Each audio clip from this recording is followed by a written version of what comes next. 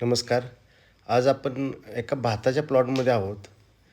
हा प्लॉट ची रोपं लावलेली आहेत.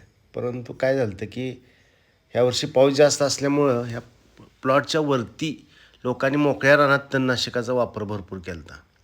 आणि त्याचं जे लिचेट आहे हे या शेतातही आल्यामुळं बऱ्यापैकी तणनाशकाच्या इफेक्टानं ह्या पद्धतीनं असा प्लॉट झाला होता. हा 1 सप्टेंबरचा प्लॉट आहे.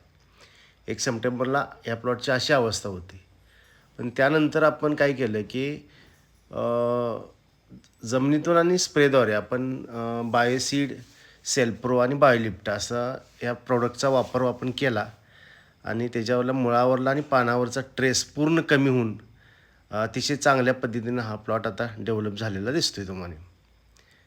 म्हणजे जवळजवळ 27 ते 28 दिवसामध्ये आपल्याला अतिशय चांगल्या पद्धतीनं असे रिझल्ट भेटलेले आहेत. अशा शेतीविषयी माहितीसाठी सबस्क्राईब करा, फॉलो करा, लाईक करा.